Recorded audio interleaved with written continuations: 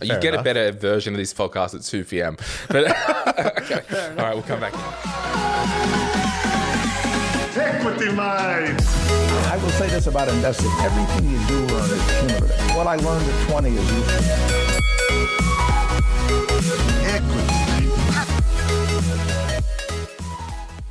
Welcome to another episode of Equity Mates, or should I say, you cannot be serious. You've landed on another episode of Equity Mates.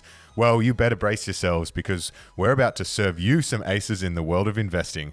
Whether you're still hitting balls against the garage door or you're volleying in the investment grand slams, we're here to make sure your financial game is nothing short of legendary. As always, I'm here with my equity buddy Ren. And Ren, who am I? You're John McEnroe. I swear you have my dog. Sasha, we need to change. I'm actually surprised you thought of that one. I didn't. I don't think of any of these. Oh, what? You asked ChatGPT? This is producer Sasha slash audience. Sasha, there you go. I didn't know you're such a tennis fan. Oh, how can you not know John McEnroe? Does Bryce know John McEnroe? Yeah, bro. Everyone knows John McEnroe. I'm disappointed though. I thought you would commit more to the... You cannot be serious! Yeah, you have to put more emphasis behind it. Well, try and stump me because you haven't yet. All right, well, I'm going to change the title of the doc and location. And then we'll see what happens. Hand on heart, I promise you, I've never looked. I can see Ren's screen and he's not looking at it. Not now. It's not that hard to go. Anyway, let's get into the episode because this is a long one. It's a cracker. We're joined by a fellow podcaster, Glen James from My Millennial Money. Yep. We're talking all things investing for kids because there is nothing the world needed more than three childless men talking about children. Yes. But... Ren, it is a question that we get asked almost every single week. How can I invest for my kids? What are the best structures to invest for my kids? What are the best platforms to invest for my kids? Love to see it and hear it, that those with kids are thinking about starting that journey as early as possible. And the reason we have Glenn on is because while he was in Bali by the pool, he spent his holidays researching the ways in which you can invest for kids. Fun holiday. Fun holiday. So he's done some episodes on his show around this, but we thought we'd bring him on and have a discussion and go through the ways in which you can invest for kids. If the next hour and a half isn't enough for you, then in the show notes for this episode, we have links to Glenn's podcast, the episodes where he speaks about this. He also did a Q&A after the first episode. He also wrote a blog post, so we'll include that link. And while you're in the show notes, we also have a link to sign up to our emails. Worth signing up. Some of the best content you'll ever get in your inbox twice a week. So jump on there while you're clicking on links in the show notes. Now, we've got to be clear, whilst we are licensed, while Glenn is licensed, none of us are aware of your personal financial circumstances. Any advice you hear is general advice. Importantly, to especially mention, when it comes to investing for kids, there's also tax implications. It's doubly important to stress here. When it comes to tax, we're not professional tax advisors. Speak to an accountant or a tax professional because, tax is complicated. Everyone's circumstances are different. So this is very general, this chat. Yes. Now, the episode triggered a lot of conversation in the Equity Mates office. Yes, including for one team member who has been investing for kids. Yes. And Glenn, in this episode, suggested that maybe he needed to do extra things. Yeah, so the first two ways that we discuss investing for kids is in your own name and then in what is known as an informal trust. So before we get into it, we just wanted to make one thing clear. There are different ways to do both, and there are different sort of steps you have to go through, and that's a decision for you to make. Speak to a tax professional. We'll go through, I guess, sort of some of the pros and cons at a high level of each. But if you have a kids account with any of these providers and you're worried that you haven't got your kid their own tax file number, that's only a problem if you want to report it as an informal trust. If you want to just keep it as an account that has your kid's name on it, but it's your asset, it's part of your tax return, you're doing it okay in your own name. So I think that's probably just worth saying because Glenn comes out strong and says 90 to 95% of people are doing it wrong. And they're doing it wrong if they wanted to set up an informal trust. Yes. Yeah. Yes. All right. Well, if that was a bit jargony and a bit confusing, then it will make sense in about half an hour when we go through it all. But let's get stuck in. Here's Glen James from My Millennial Money with Investing for Kids. All right, well, we're here with Glen James, the founder and host of the popular finance podcast, My Millennial Money. Glen, welcome. Hey, how are you? Good. I think we've gone full circle because today, at the time of recording anyway, 3rd of October, our episode with you went out on your podcast. I know, and it was the longest podcast episode that we've ever put up, I think. Really? Because it was like 2 hours and 17 minutes or something like that. Yeah, it was a long session. Yeah. I really enjoyed it, It was though. like a therapy session. Yeah. You know? Yeah. We got quite personal. Yeah, it was good. Yeah. Covered a lot of ground. Yeah, absolutely. Yeah. Today, we're covering a very specific type of ground. Well, yeah, we're not getting personal because we're talking about a topic which none of us have first-hand experience with. Glenn, I'm assuming that you don't have kids. Not that I know of. Okay, yeah. So as 3 podcasters that don't have kids, we're going to do a deep dive on investing for kids. And the reason we got you, Glenn, in is because you've gone deep on this topic. You've released a couple of podcast episodes on your podcast that we'll include in the show notes where you've gone deep on the different ways to do it, pros and cons, all of that. It's a really common question that we get here, which I think is a reflection of where our audience is in their stage of life. And so we wanted to bring the expert in to answer all these questions. And it's good timing because this episode for kids, I believe you've got an announcement, Ren. No, I do not. Bryce is married for a year. His 1-year wedding anniversary was on Sunday. Yeah. So very exciting. That has no relationship to me having kids, though. Okay, so let me ask both of you before we get started, what has your experience been with investing for kids? Like, have you had anyone close in your life do it for their kids? Have you got nieces or nephews yourselves? Where are we in terms of the lay of the land? So probably the most relevant and I guess personal right now is Simon in our office. He had a young girl at Christmas last year, I think, and set up the Vanguard option. I'm not sure the structure or anything, and I'm sure we'll get into it, but he puts in, I think it's $20 a week or something along those lines into whatever their product is. Yep.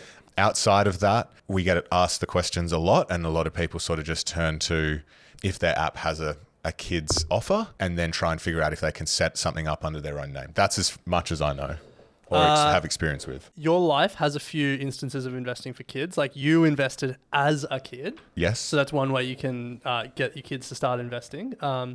Your wife, I think her family invested on behalf of their kids. Yeah. Yeah. So like that's another way of doing it. I don't have any experience. Yeah. I'm new to this. Well, and this is it. So basically, I've worked out there may be 6 ways that you can invest for your kids. And it doesn't necessarily need to be your kids because a lot of people have nieces and nephews like myself. You might have godchildren or you might have grandchildren. You might have, I don't know, insert cool children name here. Okay, so the 6 ways that I believe that you can invest for kids. Number 1, in your own name. Pretty simple, an investment account, a brokerage account, platform, bank account, whatever, in your own name. Number 2, an informal trust. Now, this one we'll spend some time on because this is the main one that most people are doing. And spoiler alert, I believe probably 90-95% of people are doing it incorrectly. Number 3, an investment or education bond. That can be controversial. We can cover that. Number 4, this is getting creative in superannuation. So setting up a super account for a child, which I've personally, and I can share a bit of my story around investing for kids after this. That's interesting. I've never, that's an interesting one. Yeah. And my own view has changed on how I invest for my nieces and nephews and how I will invest for my spawn, if that ever arrives that day, after doing this deep dive. Number 5, a formal trust. So we've all heard of discretionary family trusts or potentially a special disability trust. And we won't go there for this episode, but that does include also a testamentary trust. Okay. Are you familiar with those terms? Not testamentary. Sweet. That's fine. And then number 6, and this is one that piqued Ren's interest, I believe, and that is investing in experiences. And we'll just pause there because when I was an early teen, like my parents took us on holidays. Like I came from a working class family on the Central Coast, and when I was 13, mum and dad saved up, and you know, where do you go if you're Aussie and you got a bit of cash? You get on that Bogan missile and land in Denpasar. Like, we went to Bali, right? Like, and that was an experience. And I still have memories from that when I was 13 years old. So a couple of things. Before we get started, this stuff that we're talking about is primarily for those who are tax residents of Australia. So if you're overseas and all that, well, that's cute. Enjoy the ride. But, you know, this is based in Australia. A couple of other things. We won't go too deep around estate planning. I think you said you'll put a link in the show notes. Yeah. The second episode. So I did two 1 and a bit hour episodes on this topic alone. So, and I covered a fair bit of estate planning stuff in there. So having said all that, at the moment, I invest an amount into an investment bond for my niece and my 2 nephews. There's 3 investment bonds. And I put, in my world, I'll say superficial amounts of money into that each month. And I kickstarted it with some capital. And the view was to, you know, just slowly put that money in there. And when birthdays and Christmas came around, like, the kids don't need any, like, toys or rubbish that they're just going to throw out. And, you know, I'm sick of plastic everywhere. So it was just like, I'm not buying you stuff. So, yeah, I've told them. In fact, just recently I was on a holiday in Bali. Gosh, return to Bali. It's a bit of a theme. I know, yeah. Invest in Jetstar, that's what I'm getting. Yeah, pretty much. And it was the first time that I actually sat down with my niece, Grace, and had my laptop open over breakfast and was chilling. And I showed her the investment account and I said, hey, you know how I don't really buy you Christmas and birthday presents? Well, this is why. This money is yours. You can see the name there, Grace. And she was like, oh, wow. And basically, I just started sharing. How old is Grace? 12. So Were there a few years where the concept really didn't make sense for them, and they were just like, well, where this are my was the toys? first time that I actually told her that there's money for her. Okay. Nice. Yeah. And the rationale being, and we'll cover it in the investment bond thing, the investment bond is in my name. However, there is a beneficiary on there, Grace. And there is a note on the file that says if Glennie J dies, she can have this money with the intention that she puts it toward a house deposit or something like that. Yeah. I was literally in true, entrepreneur style. I was in the pool area, poolside in Bali, laptop, researching this. Digital nomad. Yeah, literally this 12-page document of how to invest in kids I was working on while I was in Bali. And it was interesting, the contrast of me looking at that, but also being on holidays with the kids and having so much fun. After I did all this stuff, I actually sent in a request to the investment bond provider, which I need to call because it hasn't gone through. They've kept taking money out of my account. And I said, turn off the auto invest, like the automatic monthly debits. I've resolved now, I'm not putting any more money into those investment accounts, and I'll just invest in experiences with my nieces and nephews. Nice. So that's how I've kind of come around full circle. Nice. Yeah. So expect a heap more Bali holidays. Yeah. Pretty much, yeah. They're like, we did this last year. What's new? So what I want everyone to kind of think of before we get started into these points is the concepts of investing for minors. And a minor in the SIS Act is someone under 18, and they're referred to as those with a legal disability because they're not old enough. Yeah. That's what happened when I read that. My eyes, like, legal disability. They're not old enough to make their own choices. So when investing for a minor, the concepts are broadly the same as when we invest in our own name, particularly when it comes to the beneficial owner, and we can get into that. But I will carve out in this discussion, there's a heap of information on the ATO website about minors and bank accounts. And like Ren, you might have a bank account. You might put a few grand in there that earns interest each year. Now, if you do not provide your tax file number to that bank account, they'll withhold the full rate. And then you do your tax return at the end of the year, get that money back. The only carve out in this episode for investing for minors is we are strictly talking investment accounts and platforms, not just bank accounts. Because if you research ATO, minor bank account or child bank account, there are some carve-outs and weird stuff that any child over 11 can open a bank account and check with your bank. And there are some rules depending on the kid's age and an interest threshold. And I think it is around the 417 a year, because that's the tax-free threshold for a minor, that they will not withhold any money. But if it does earn more interest than the threshold, they'll withhold money. So then you need a tax file number for the child. So that's kind of, there's a carve out in what we're talking about today. We're not talking about literally just opening a bank account in a child's name. Yeah.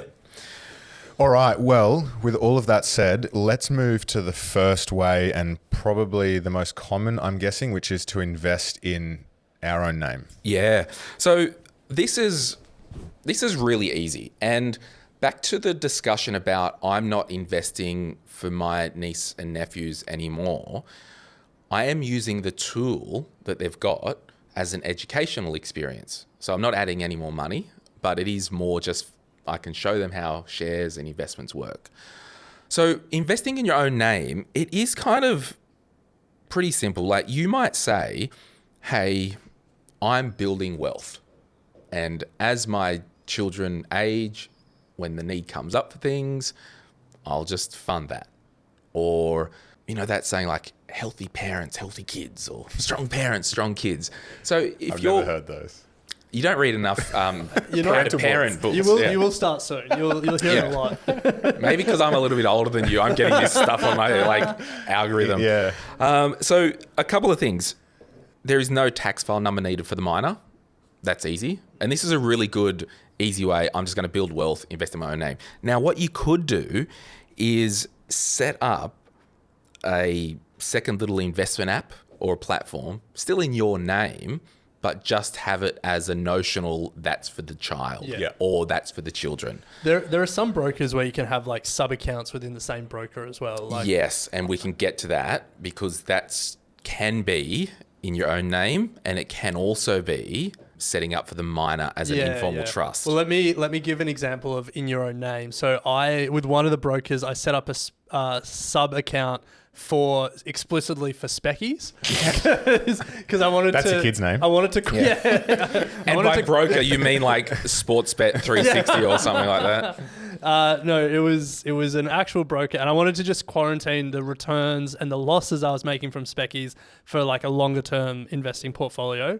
I could very easily just rename that account to my kid's name, or to rename my kid Specky, and then that I know is their investment, but it's still my assets, and I'm still putting it in my tax file. The income flows onto your tax return through your tax file number.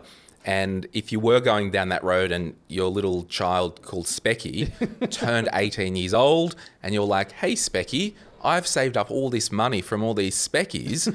Here is $10,000.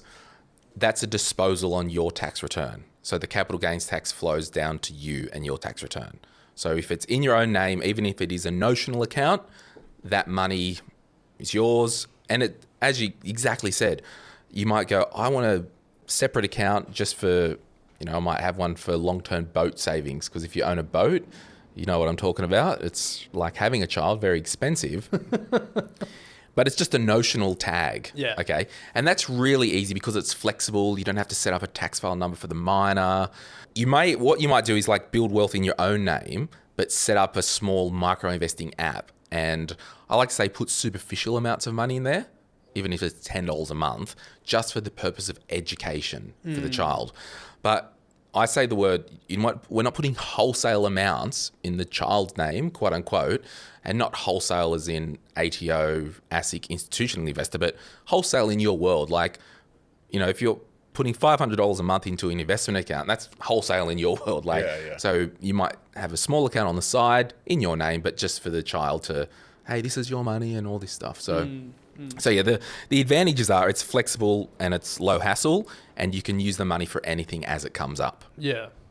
And I guess then when the child's old enough, you can be like, here's this money that's in your own name. And then give them some like decision-making control over it. Like how would you invest it and that's stuff right. like that. But and it still all flows into your tax return. Yeah. And I guess the consideration around estate planning, if you have a notional account, even if it is in your name and it's flagged Specky, you've got to make sure the estate planning is considered, because remember, if you were to die, that money flows straight into your estate. So there's that consideration as well. This is how I did it. It was in Dad's name. Yep.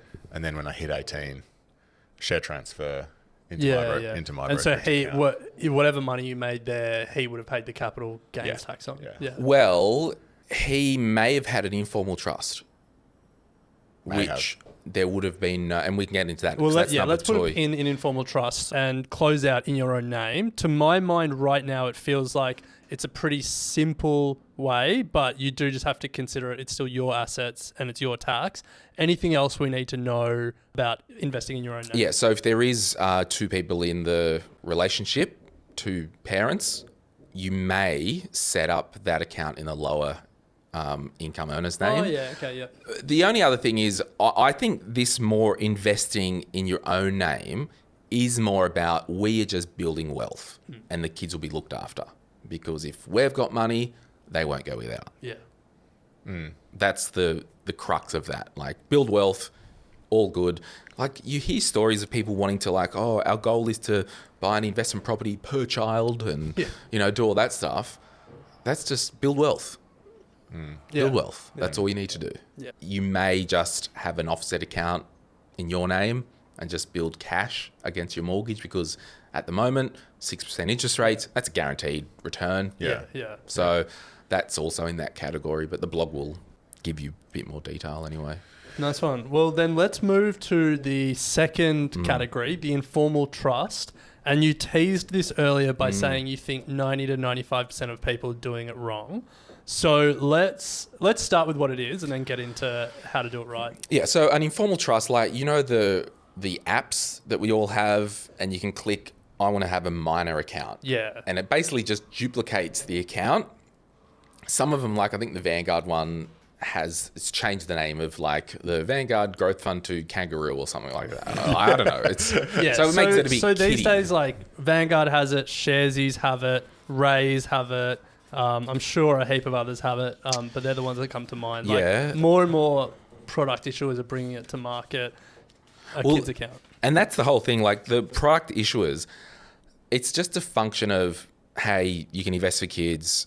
It means that they can have more fun on their platform or more trades. But when I was researching this, I actually emailed the support team of a couple of these product providers and they didn't know actually much about the law and how it's actually supposed to be set up. Right. That's positive. So, but these people are they're either programmers or developers or just in support team going, oh, how do I find my statement? Good people, but they don't know the ins and outs of how an informal trust works. Yeah. And a product provider provides the product. That's awesome. But it's your responsibility as the user of that product to make sure that it is set up in the right way and that you are disclosing things correctly on your own tax return each year. So before we get into the details of that, start high level and give us the sort of the pros and the cons and how you think about it. I'll even start further high level. Great. If you had an account as an informal trust, and we'll take Bryce, if your dad had an account with, say, Superhero back in the day, and he set one up that said Superhero just for Bryce, on the statement, it would have Daddy Lesk's name, Papa Lesk, and then in brackets, it would have some type of designation like Bryce Lesk's account in brackets. Yeah. So it's a designation that Daddy Lesk is the... So I'm just used to calling him Daddy. I'm sorry. That's fine. He is the informal trustee of this money, right? And then basically what happens is he controls the money, but the benefit is for Bryce. Now, when that minor turns 18, the money can be transferred into your own name. And because the beneficial owner hasn't changed, it's still Bryce, there is no capital gains tax. Oh, okay. So there's no, and this is, one thing we need to go back and just high level. When we talk about capital gains tax, and I can use a property because that's a real example that many Australians understand, right? If you bought a property, an investment property, and then sold it and it grew in value, or a parcel of shares, right? That triggers a capital gains tax event because it's been purchased or sold, right? The only reason it triggers a capital gains tax event is because generally when you buy and sell assets, the owner is changing. So you might have heard scenarios where a family home, there could have been some estate planning stuff done and the solicitors have transferred the name into the lower income earner's spouse's name or the non-business owner's spouse's name. And because the beneficial change hasn't really happened, it didn't trigger stamp duty. Have you heard that kind of thing? Where you can make changes to assets and the stamp duty isn't triggered because there's actually no beneficial change in ownership. Yeah. So that's really important to understand. When the child turns 18, when it goes into their account, no capital gains tax. And I'm repeating again because there's no beneficial change in ownership. Okay. So while we're talking about the tax side of things, if you are doing an informal trust, the kid needs a tax file number. Is that right? Yes. Yeah. So we'll walk back a little bit because this is where it starts to unravel pretty fast for a lot of people. In Australia, there are tax rates for minors and they're very punitive. Yeah. Like, it's savage. It's like 2/3 above 400 and something. So it's he- like 67% or something. So here is Yeah. So here is the rates, right? From $0 to $416, nil tax. Yeah. So in my tax return each year, well, from my family trust, my niece and nephews both receive $416 a year, tax free. Yeah. Okay, and they get that money anyway because it goes to them. Between $417 and $1,307, the tax rate's 66%. Okay. Over $1,300 a year, $1,307 a year, the tax rate is 45%. So put a Medicare levy on that. That's 47%. Yeah. So what we look at is if you're investing for your child and there's dividend income, interest income, and it's over $1,300 a year, we'll just say it's the highest marginal tax rate. Yeah. And people might be wondering what the policy reason for that is because, like, what are we just trying to stop kids getting a job at the local milk bar? It's to stop rich parents stashing money in their kids' name. Yeah, so, gosh, even when I was a child, my parents, before the trust law was changed because they had a discretionary family trust, they could distribute $18,000. Well, it's $18,200 today. We'll just call it 18 grand to me and my sister each year, tax-free. Because that's the adult tax-free threshold, yeah. And that was for kids as well. Yeah, so basically they've changed it all and it's called unearned income. Now, accepted income is income that's from a job, from a testamentary trust, damages from injury. But I want everyone to park on this number here. If you had $5,000 invested for a minor or anyone earning 6% per year, that's $300. Okay, so that is under the $400 tax-free. $10,000 earning 6% is $300, right? So to get over this $1,300, the highest marginal tax rate, like you have to have some significant wealth to generate that type of income, right? So that's just a bit of a sidebar. So are those rates applied if there's a capital gains event? Like if you're transferring to, in scenario one where you're investing for yourself, yes, under your own name, and then I'm transferring to renters. Yep. That's going to be a capital gains For you. For me, Yes. yeah. At that rate? No. Because you're the adult. You're the adult, yeah. So it's at your adult rate. Yeah. Because you're just disposing an asset. Yeah. Who has it is after the fact. Yeah.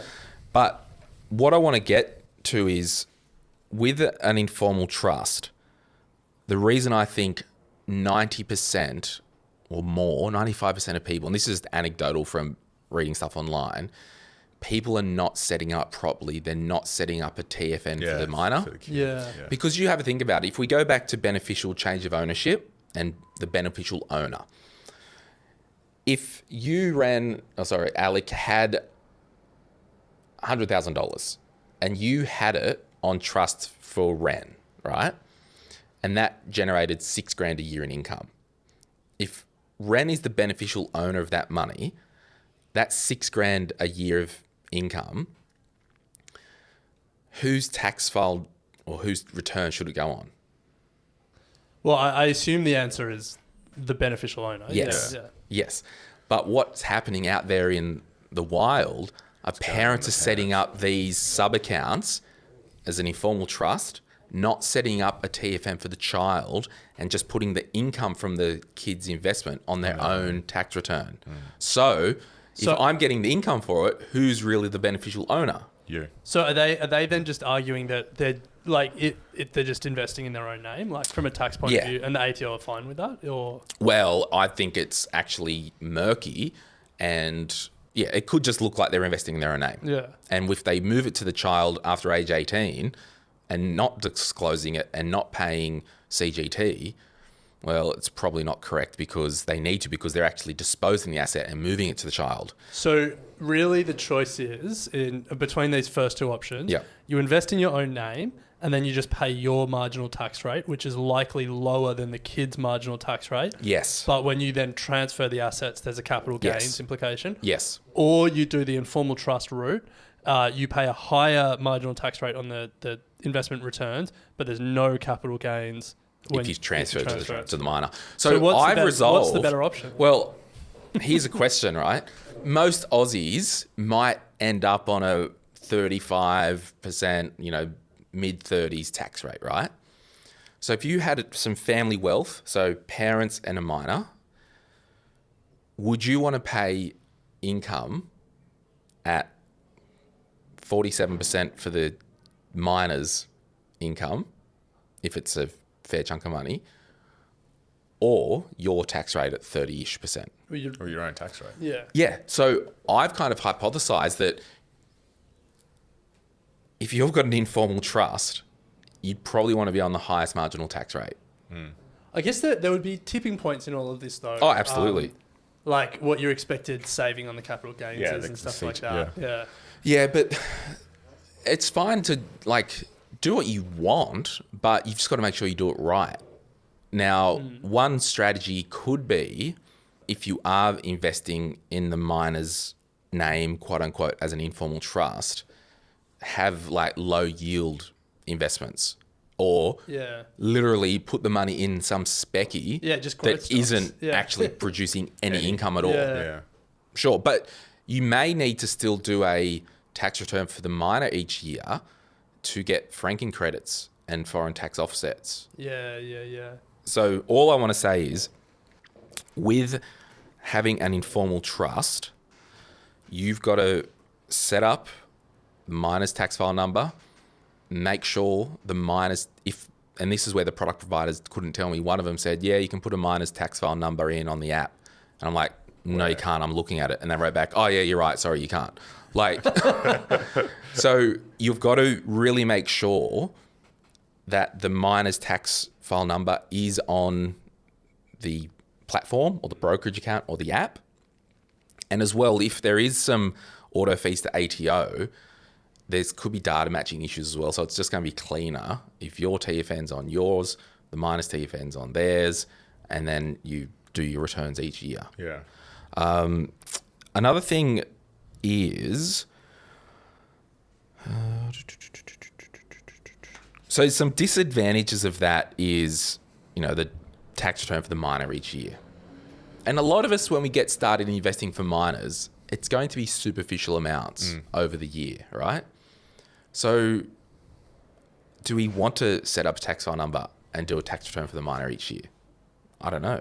The one big thing that I need to dispel as a don't do, naughty, is if you had a minor account invested in shares or whatnot as an informal trust, so Papa Lesk as trustee for Bryce Lesk, this is his investment account. Oh, Bryce needs school shoes. I take the money from the investment account. Oh, Bryce's school fees, take the money from the investment account. Those funds are not expenses for Bryce. They're the adult expenses. So you can't take money out of the investment account and spend on the kid because they're an expense of the parent. Yeah. So when you actually look at this stuff, I honestly think it's less enticing to do an informal trust. Yeah. Yeah. And that's why I'm just I won't do it. When I have kids, not doing it. Yeah, it feels, I mean, like everyone make your own decisions and do your own research, but for me, the changing the name of my Specky account to my kid's name, but doing it all in my own tax environment feels like the simplest. Yeah. It's just easier. And like, who knows? Like I told my niece and nephews, well, I've told Grace, I said, look, this money is for you. But also, if you're a rat bag and are doing a hard time when I'm you're keeping 24, I'm taking your name off it and it's mine. Baby. Like, Going to Bali again. yeah, and I'll be back here without you. So there are a few other considerations, but we'll they're all included in the blog post, which we'll put a link to in the show notes. So that's the first two. Glenn, let's move to the third, which is the investment bond, which includes education bonds. We have had a couple of questions in specifically around education bonds from the community, so I think this is one of interest. Well, yeah, I also think given that this is the choice that you made for Grace, Grace is getting a good run on this show. Shout out to Grace. Yeah, what up, Grace? She's a huge fan of you guys. Huge. I'm sure. So I guess tell us about the investment bond, education bond, and why that was the decision you made when Grace was born or early in her life. Yeah. Okay, the reason I chose an investment bond for my niece and nephews was purely the estate planning. Like, that was it. Well, and there were some other secondary things, but have you seen online, like, you get some investment and money purists where they're just so disgusted with investment bonds? Like, do you know the concept, how they work? Let's take a step back because, what is it? Yeah, like I think a lot of people when they hear investment bonds think, like corporate bonds or like government bonds. Yes. So it's not that. No. So let's take it back, and I'm actually going to draw it for you guys here on my bit of paper. Well, if you're watching, if you're watching on YouTube, do you guys even do YouTube? Yeah. Wow. We stopped for a while, but we're getting back into it. Fancy. If you're just listening to the podcast, we'll narrate the drawing. Yeah. So forget the name investment bond for now and just think insurance bond, because that's what they are. They're an insurance bond. And they were the most horrendous products in the world. So back in the day, they had these bonds, right? And they were called an insurance bond. And basically, the individual would pay money into this insurance bond. And within this structure, there was a savings account. And within this structure, there was a life insurance policy, okay? And what would happen, as you're younger, life insurance is cheap, right? Because there's less chance to die. You would put money in this savings account, it'd be getting like 2% or some crap amount, and that would just keep building. And each year, the life insurance premium would be paid out of the internal savings account, right? And then this whole tax structure here is taxed at the company tax rate of 30%. Now, there are some carve-outs with death cover and tax in Australia, so forget that for now. But an insurance bond is taxed at 30%, the company tax rate.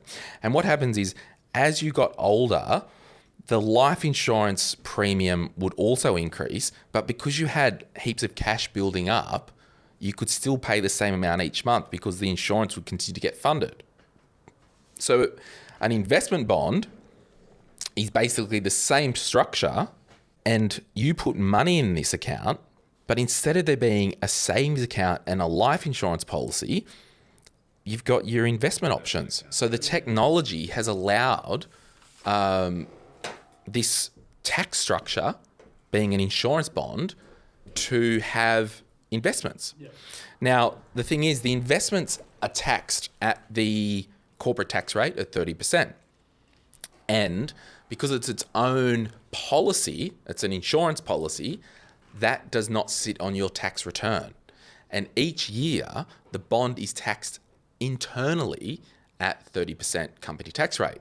And are you doing a tax return for the bond, or that's no, all it's sorted all by internally. Yeah. Nice, so the thing is, so you know how each year, for example, you get an ETF tax report. Yep. And it will tell you the flow through of like CGT and all this, and you put those amounts on your tax return and all the categories, right? And it flows through to you, capital gains tax, all that. With the investment bonds, or insurance bond to be technical, but we'll say investment bonds, each year, profit 30%. It's like if you had a company, like if Equity Mates Proprietary Limited had an investment that was growing, any income, 30% tax. Capital gains tax, can't get any benefits, 30% tax. So you think an investment bond internally taxed each year. So I don't put it on my tax return. The tax is taken care of. It is sometimes less than 30% because they can add back franking credits and all that stuff. And a lot of them say they're around 22 to 25%. Like my one just has the Vanguard Diversified High Growth Fund in it. There's a heap of different options. You can build your own portfolio. I was going to ask that, yeah. So you can direct the investments? Yeah. But I just wanted a multi-fund, shut up and take my money type vibe. Yeah. And so you think like in your own name, if you had Vanguard Diversified High Growth Fund and it was growing, like you're going to pay less tax year on year because the CGT can fall through to you on your individual name. But if it was in a company structure, you'd have less money year on year because it's getting taxed more and the money isn't around long enough to be invested because it's getting taxed. Does that make sense?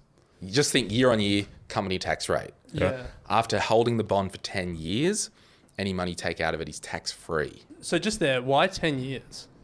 I don't know. I think it's just the notional thing that they did to... I don't know the answer. So if you pulled it out after 5 years, what would it be taxed at? Your own tax rates as income, I think. Maybe. Okay.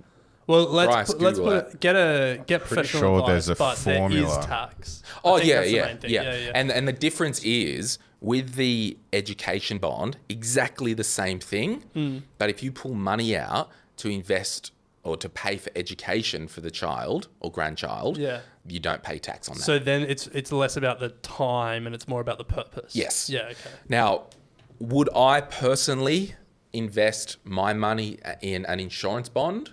I actually do have one. I just remembered, sorry. But I don't really put that much money in there. It was just, the reason I did it right was an overflow, was an extra superannuation account. Okay. Because I was capping out my super each year. Yeah. And I'm like, hey, I can just have my investment bond as a little extra. It is something I wonder about because it's not something I've been super familiar with, but I've heard more and more about it maybe over the last year. And we're talking about this in the context of investing for kids. Yes. But if I'm thinking like as a long-term investor and I can direct the investments and after 10 years I can pull it out and not pay any tax other than what's already paid over the years, why wouldn't I just set them up for myself? You can, but I think you'll find the investment options can be restrictive. Okay. And it's kind of, I just see mine as a secondary super. Yeah. Like I actually can't touch it. You know, I don't have Vanguard Diversified High Growth in any other investments in my name. Okay. Like I just don't use it. Only in the bond because it was a one-stop shop. Yeah.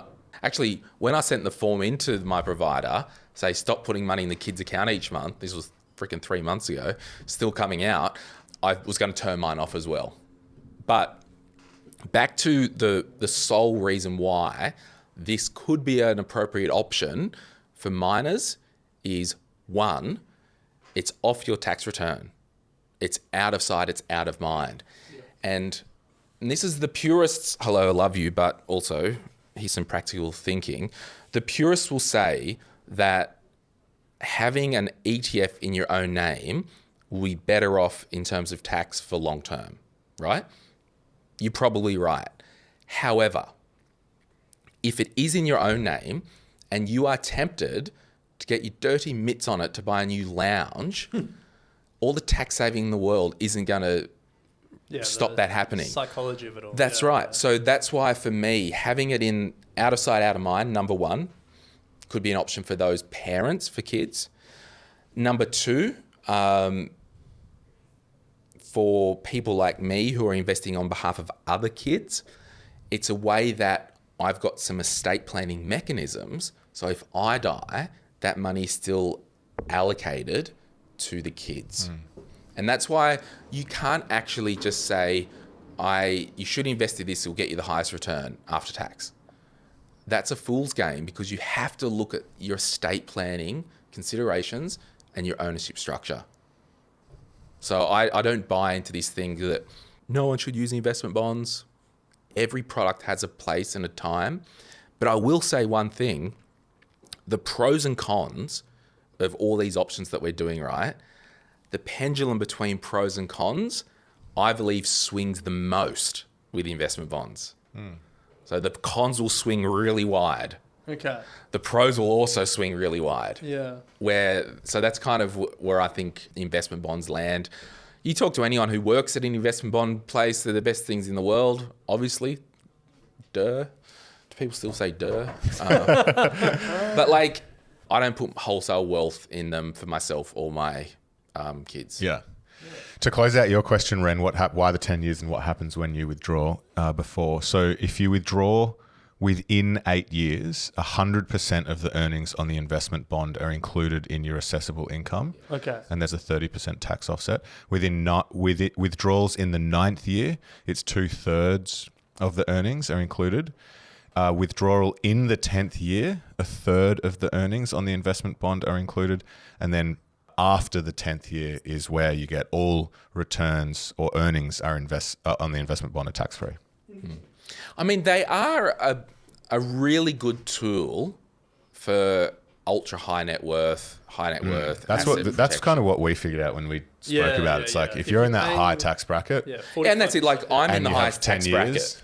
No, so and that's why I had it as a second superannuation account. Because hi, I'm Glenn. I'm a recovering spender. It has to be out of sight, out of mind for me. Yeah. But how do you actually buy them? You can go direct. Like, is it? There are like certain providers, aren't there? So the one I use is Gen Life. Well, you haven't exactly given them a glowing review this episode. No, I've given them a balanced review. I mean, their friggin' admin team can pull their So just to be more specific here, I guess there's no sort of superhero or broker equivalent where there's a one-stop shop you can kind of fight. You need to go get Google out and they all are paper-based forms by the sound of it? Oh, no, they're changing now. Okay, I was going to say. But you got to remember, like, these insurance bonds, they've been around since the dawn of time. Yeah. And so these are just legacy companies that are becoming more efficient with technology and being able to strip out the crappy savings, strip out the life insurance, and just put an investment inside the vehicle. Yeah. I think there is very low legislative risk that anything would change with these things because they've been around forever and the government are getting their tax year on year. So yeah, I and this goes back to like the pendulum with these things, it will swing the most for good and bad. But for those who are looking for their niece or nephews or grandchildren, I used to set a heap of these up for my clients that were retirees or transitioning into retirement. Like, what do you want to do? Yeah, we'll throw 20 grand in each bond for the kids. Done. Because you still own it. It's still yours. But if the kids play up, you can just remove their name and it's yours. Nice. Yeah. Hold that over your kids. Yeah. All right, well, Glenn, let's take a quick break. And then on the other side, we're going to talk about super, which I'm interested in, formal trust, and then finally experiences.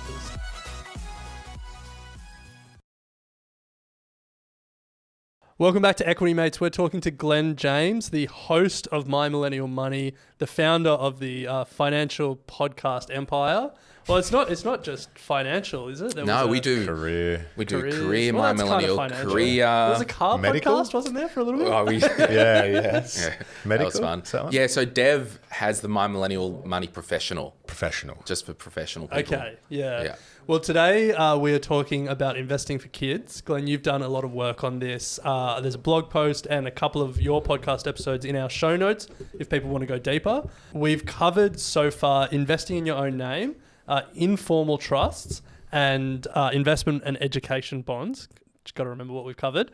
The next one is superannuation. And you said when we were setting this up at the start, opening a superannuation account for your kid, which is something that I've never heard anyone say before or anyone talk about before. So I'm interested to hear that. Talk to us about super for kids. You know at the start how I talked about investing in your own name? Okay. If I'm going to invest for my own kids, right? Picture this. I'll be in my 40s if I spawn, right? Fact of life, I'm 39 now, right?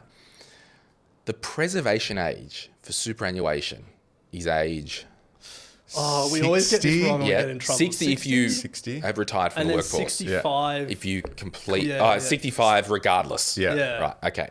So if I had a child when I was 45, I could set up a second super account in my name or even my same super, but I'll do actually a second one.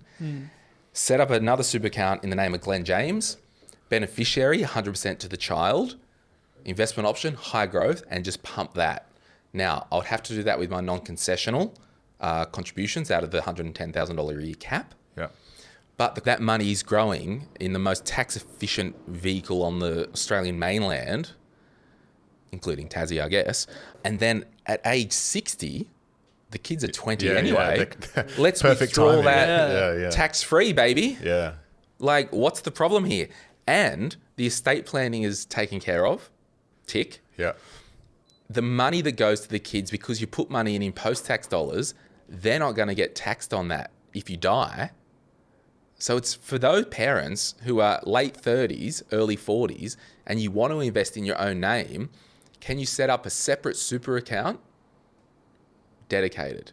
Now, you can't change your mind, get the money out before, but hey, we all talk about, we want the long-term investment, and how many people set up a long-term investment and 3 years later withdraw it? Anyway, don't answer that. I guess the key thing is, because you will be paying like double sets of fees there, but most fees are a percentage, so you still come out like ahead. Sure, smaller amounts, but the tax saving. Yeah, and I was just going to say, make sure anyway. you turn off the life insurance and you the other don't have any of insurances, that. all of that stuff. Yeah. Yeah. But it's an interesting concept and one that I haven't heard anyone really speak about. Yeah. I guess the challenge is, so Bryce is 31, 32? I'll take 31. You are 32.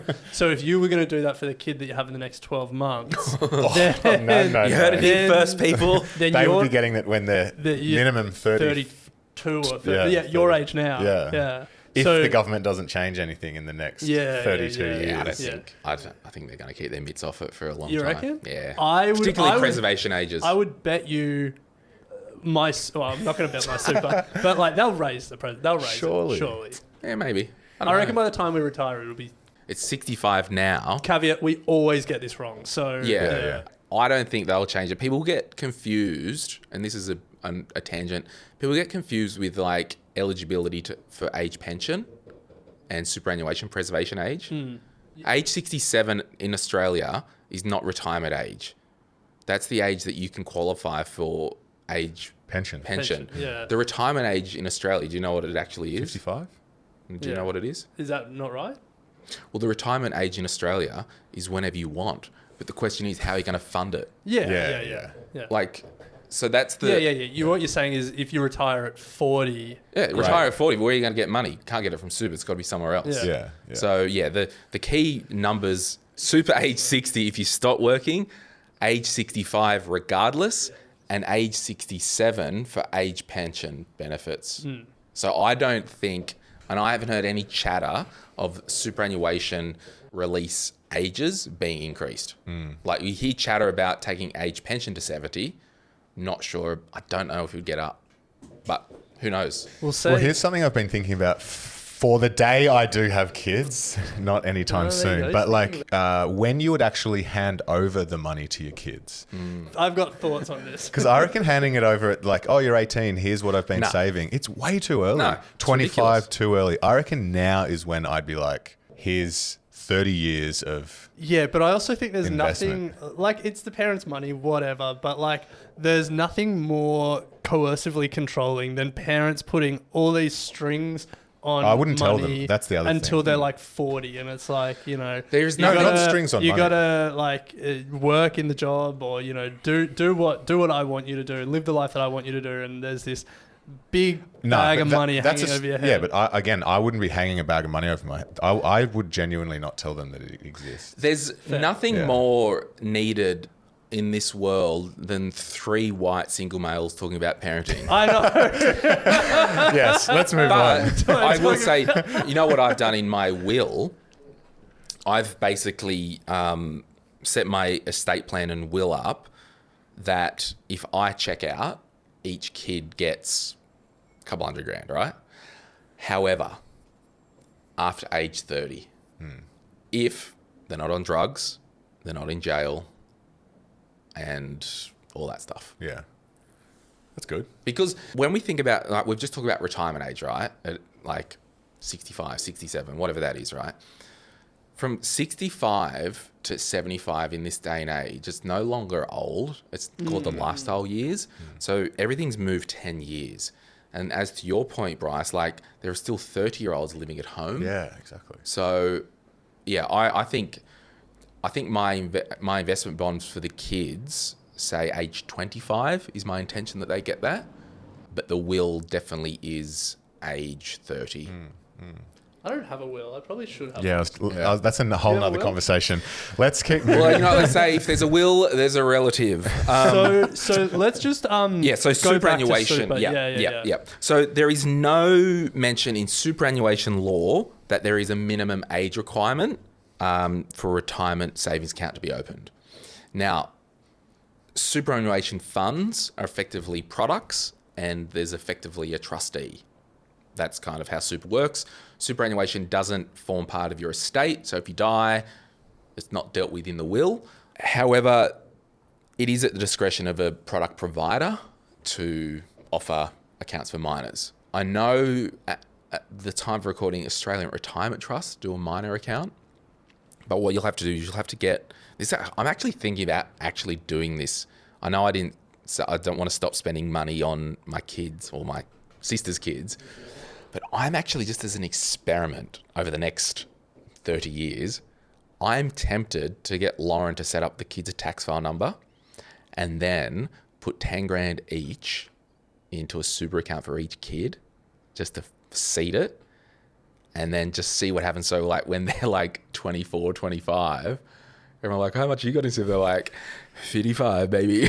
Like, so that is a way that you can build wealth for the kids, but you just need to know, like, they can't touch it. Not touching for ages. Yeah, I think when parents are thinking about how they want to help their kid, it's not that they want to help their kid have a more comfortable retirement. It's like they want to help their kid buy a house or like cover their uni so they don't have to pay off HECS. However, I do like this strategy from an estate planning purpose.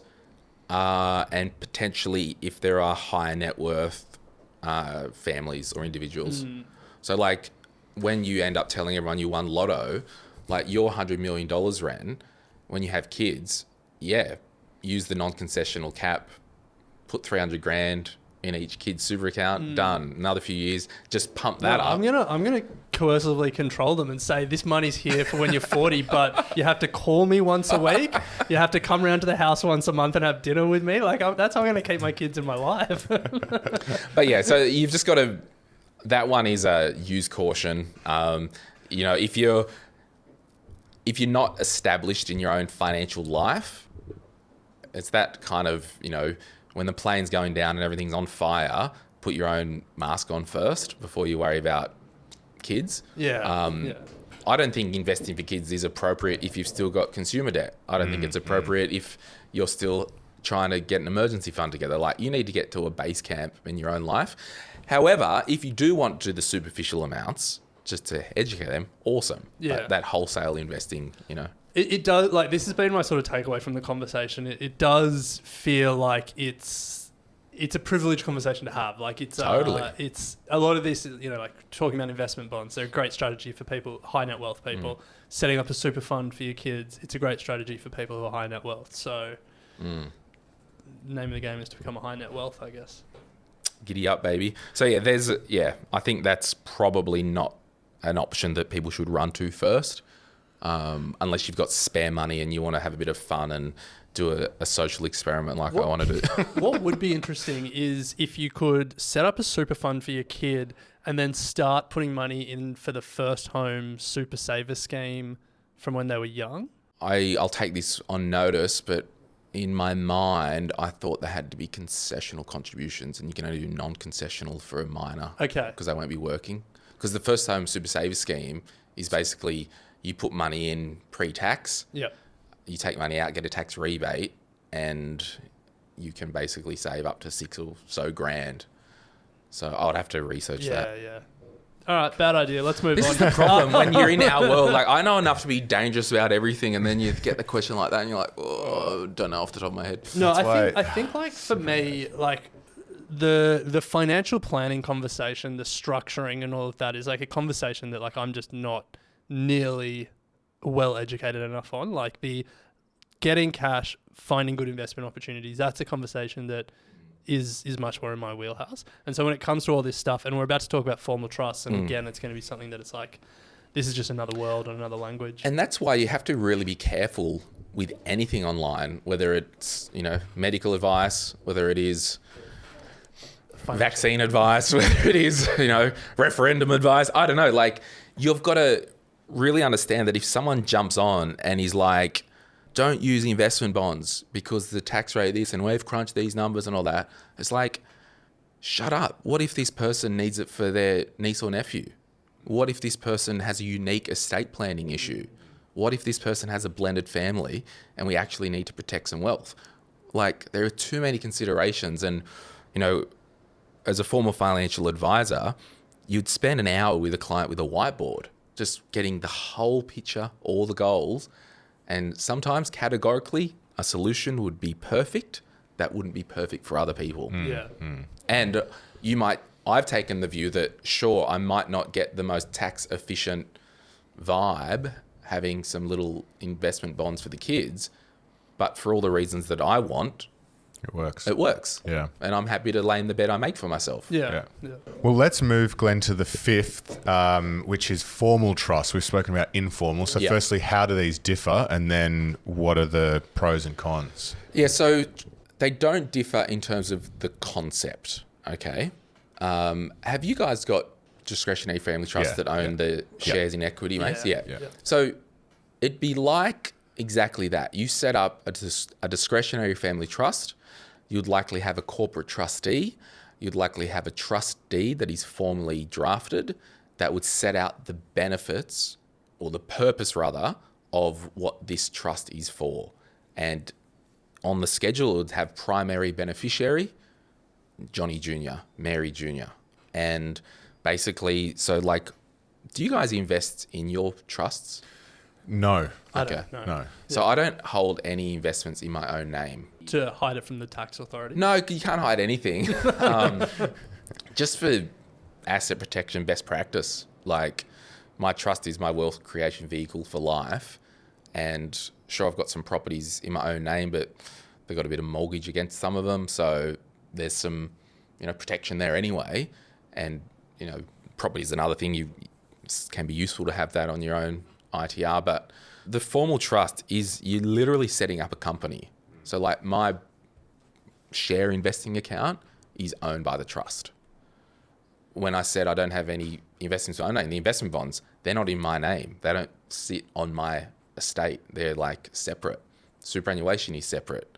So the only real things I own is one car and the clothes on my back. So in that instance, like, you're the trustee and the beneficiary? So corporate trustee means there's a company that is the trustee of my trust. But you're the only shareholder in that company? Yes. Yeah, okay. And my discretionary family trust, it basically says primary beneficiary, Glen James, secondary beneficiary, family members, niece and nephews, whatever. And the nature of a discretionary family trust, that wealth is invested and is held for the benefit of Glen, so that I'm the beneficial owner. Now, in Australia, a formal trust, a formal discretionary family trust, you have to distribute the profit each year to the beneficiary. So that means then, if I've got a formal trust and the beneficiary is child one, at the end of the year, the money flows through to child one, and that money has to fall on the beneficiary's tax file number. Capital gains tax can flow through the trust as well to the beneficiary. So in that light, this is why you've got to think the informal trust, why are parents claiming the income on their own ITR, where if it was a formal trust, the income would be claimed on the beneficiary's ITR. ITR for people is income tax return. Yes. Just FYI. So then what I'm getting from this is that a lot of the considerations we had with the informal trust are here again. You're paying a higher marginal, the kid is paying a higher marginal tax rate. Yeah, but then it's unearned income. But then it would be the same, like when you transferred the assets from the trust to the kid, there would be no capital gains? There'd be no beneficial change of ownership, so no capital gains. But in theory, you shouldn't need to ever transfer it because it's a formal trust set up for the kid's benefit. Yeah. So does you the might kid change just the become the trustee? Yeah, they could point? be a director of a trustee company or become a trustee, Yeah, okay. Yeah. But I mean, that one there is also for significant wealth. Yeah. So when we talk about like trust fund kids, it's quite an American term, but This is what we're talking about. But I guess the difference, because in America, like when you talk about trust funds, it's often they get no money until that certain age. Yeah, like investing age almost. Yeah, whereas in Australia, the trust can't retain the assets, can it? They have to pay them out. If they do, it will just get taxed at punitive rates. Okay. Yeah. Which I don't have off the top of my head. It could be up to 60% if it's not distributed. Yeah. I definitely know it's obviously going to be at least the highest marginal tax rate at 47%. Yeah. Okay. Yeah. Do you have anything else on formal trusts, or otherwise let's get to experiences? No, I mean... Cost of running it? Yeah, well, you're true. setting up effectively a separate entity. Yeah. So it could cost $1,000 or $2,000 to set up. You'd likely get a bank account in the name of the trust. You'd get an investment or a brokerage account in the name of the trust. Every year, you'll have to have an accountant do the tax return for the trust, like you guys do. And so it is really, you're just setting up an investment vehicle that is separate and likely going to be for someone who has significant wealth. Now, a testamentary trust will just cover that. If you've got a will, you can actually have what they call testamentary trust provisions in the will. So if I had my own kids and I was to check out early, I could say, in the will, please set up a testamentary trust with $1 million for the benefit of the 2 kids. Now, the income that comes from that testamentary trust is taxed at accepted tax rates as an accepted person, which is the normal adult tax rates. So for financial planning, we used to always really talk to our clients about who had significant wealth to set up a will with testamentary trust provisions, because it can be a very tax effective way to manage your wealth in the event of your death if you've got kids under 18. Yep. And there's also a special disability trust. So if you've got a child with a significant disability, you can look up ATO special disability trust rules or whatnot.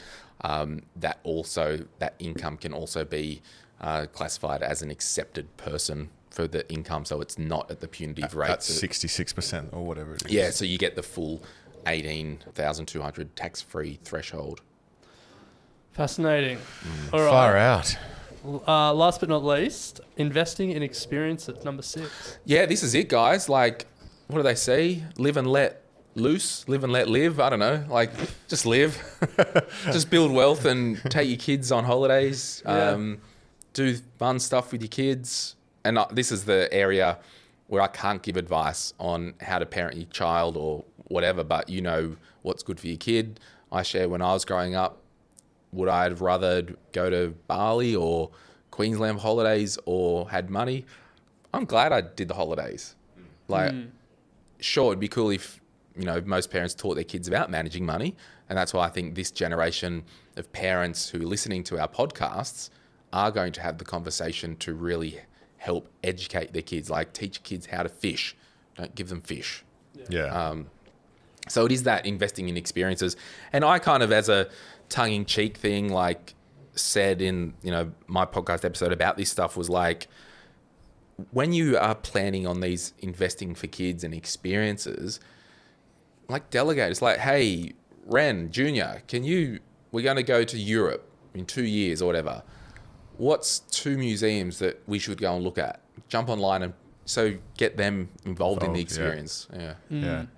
That's about as far as I delve into giving parenting advice, I'm afraid. Fair call. I like it. It's a good way to end it. Yeah, I think so. I look fondly on, we would do an annual beach trip as kids that mum and dad would save up for. We're from Wagga, so there ain't no beaches there. No, well, except for the Wagga Beach, Murrumbidgee River. But I think fond memories. I think Scott Pape bought his kids a couple of sheep each. I think he tells that story somewhere. And they then learnt the cost of looking after the sheep, and then they could sell it, and all of that stuff. And I think that kind of stuff. Like, there's ways to teach your kids the value of a dollar outside of an Here's investment $1. account. Yeah. One of the favourite things that I have about teaching kids about money and having them engaged is to do the matching, particularly for kids in their teens that start working.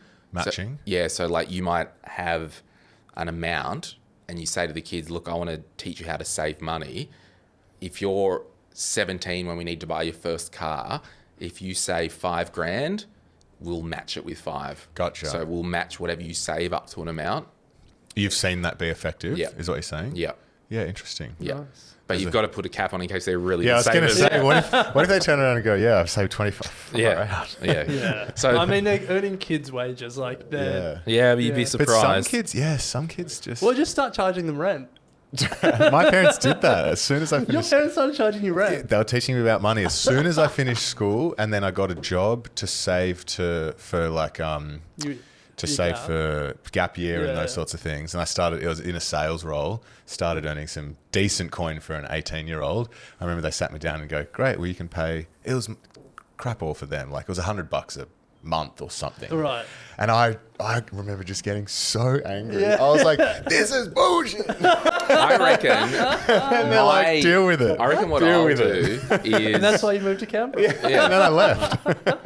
I reckon what I would do if I had teenage kids and young adult kids living in my roof, literally throwing in the roof, living under my roof, I would probably do a percentage Of income for rent and household expenses. Okay. Yeah. Jeez, you guys are hard asses. Hey.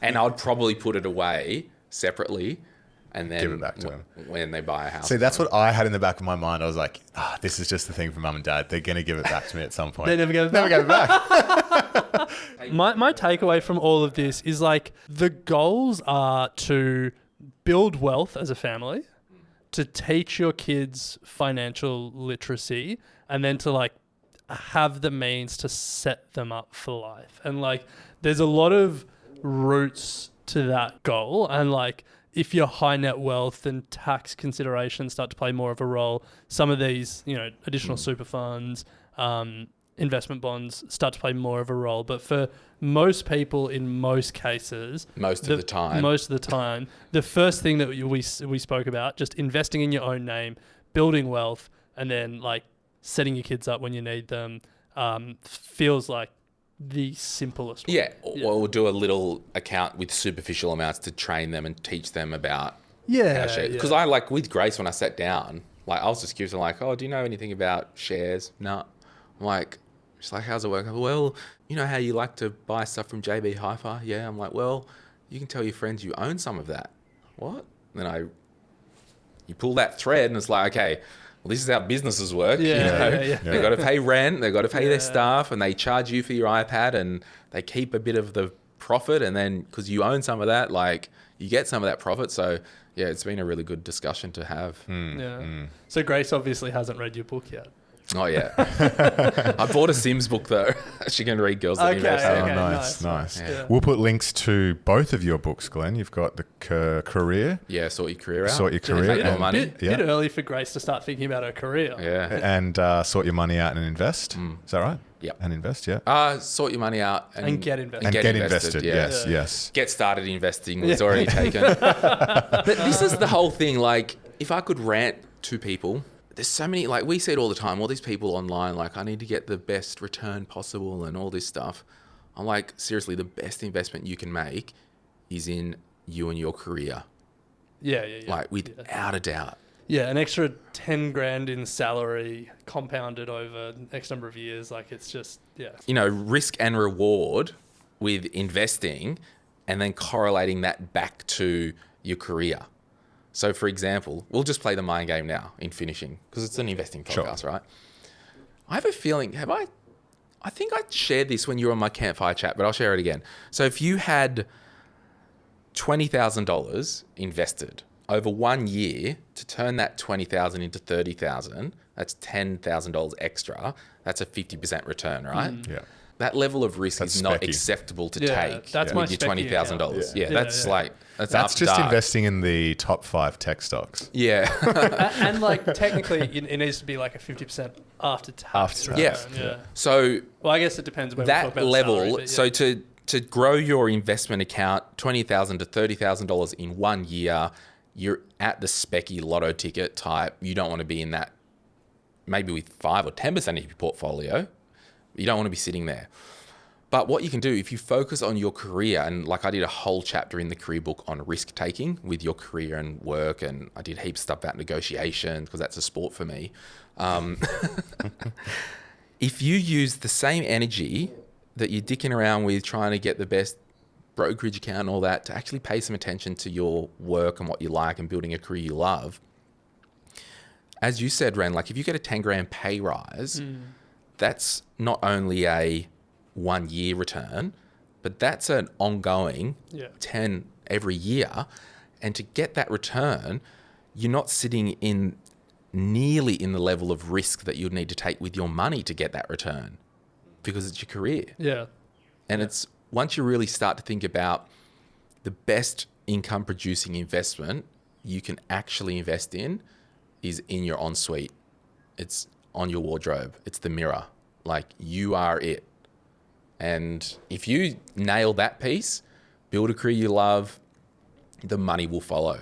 Instructions unclear. I just have bought a whole new set of clothes for my wardrobe. But I know what you're saying. Yeah. It's so anyway, there's a cool career book if you want to update your career. Nice one. Well, I think we've covered a lot of ground. I think if people want to invest for their kids, there's plenty of different ways to do it, and there's no one perfect way. I think the fact that you're thinking about investing for your kids in and of itself is a sign that, like, you're on the right track. That's my concluding thought. Anything you guys? No, I agree. I think it feels like a lot of them are set up for tax people. benefits. If you're in the higher tax bracket, good on you if you are. But yeah, my takeaway is, I think what we said, number one, do it yourself, build wealth for the family. Yeah. And figure it out when they need the cash. Yeah. And my thing is, like, as much as I wouldn't invest in an informal trust unless you're on a high marginal tax rate yourself, if you are going to do that, make sure your child has a tax file number and the income associated with the designation account is on their tax return and not on yours. Because if it's on yours, who is the beneficial owner? Because I don't own assets that I give away the income to other people's tax returns. Like, it's as simple as that. And that's the whole thing. It all swings back round when I started this episode with you guys. The concepts are the same. If you own an asset, the income from that asset falls on the owner's tax return. If it's in a trust, the trust doesn't pay tax. It flows through to the beneficiary. If it's an informal trust, the trustee, being the parent, doesn't pay tax. It flows through to the beneficiary, which is the child's tax return. So I guess, I know we were just wrapping up, but I've got to ask, like, would be a lot of people out there who have set up these kids' accounts and then go to an accountant every year, and the accountant doesn't blink an eye as they factor in that income that you're calling the informal trust income to the parent's tax return. So, like, are we saying all these accountants are getting it wrong? Like, what's the... Because there would be a lot of people who have heard this and are like... Yeah, all I know is, like, this 12-page document that I did and turned it into the podcast episodes and the blog and all that stuff, it's very detailed and it's probably the most nuanced thing. And shout out to Courtney and Hannah in the My Millennial Money world who helped me with this. I had all this stuff I went through with both of them because, as I said, I know enough to be dangerous. And we had the Google Talk. They were both commenting, and there probably are still some errors in there, little 1%ers, because it is so complex and so specific to your circumstances. Back to the accountant thing, I'm not sure. All I know is you have to have a tax file number for your minor, and you have to declare that income on their tax return, and you can't use the money for anything else because you're the trustee for their money. If a trustee, like... I'm just going to go buy something. Yeah, like what would happen if we could take it one step further. I died, the executor of the will could be seen as the trustee of that money to execute it as per the wishes of the will. If they went and bought a car with the money, that's breaching the law. It's an abuse of trustee executive powers, right? So it's complex. And that's why I really, really think 90 to 95% of people don't have this set up right with the designation accounts. And secondly, the product providers, they're just like, we don't provide tax advice. Nor should they. And I don't think their systems are actually set up for their sub-accounts to have the TFN added and flow through to the ATO for pre-fill. Not sure. But all I know is the differences between the informal trust and the formal trust, like the concepts are the same. You got a trustee, you got a beneficiary, income flows through to the beneficiary and is declared on their TFN. If the money moves out of the trust into the individual, there's no beneficial change of ownership, no capital gains tax. Okay. Love it. We'll leave it there. So to close out, the 6 ways were: you can invest in your own name, in an informal trust, in an investment or education bond, in superannuation, in a formal trust, special disability trust, testamentary trust, or in experiences. But Glen, thank you so much. We'll include links to the blog, also the 2 episodes that you've done in great detail, one of which was a lot of Q&A from your community. Yeah, the second hour episode was literally just Q&A. Yes, I'm sure there are plenty of questions to come out of this, and the links to your books. But it's been an absolute pleasure. Thank you very much. Thank you, friends. See you soon. And if you're one of my listeners, shut up and get back to work. Nice. You have been listening to an Equity Mates Media production. In the spirit of reconciliation, Equity Mates Media acknowledges the traditional custodians of country throughout Australia and their connections to land, sea and community. We pay our respects to their elders past and present and extend that respect to all Aboriginal and Torres Strait Islander peoples today. This podcast is intended for education and entertainment purposes. Any advice is general advice only and has not taken into account your personal financial circumstances, needs or objectives. Before acting on general advice, you should consider if it is relevant to your needs and read the relevant product disclosure statement. And if you're unsure, please speak to a financial professional. The hosts of this podcast and their guests may have positions in the companies mentioned. Equity Mates Media operates under an Australian Financial Services Licence 540697.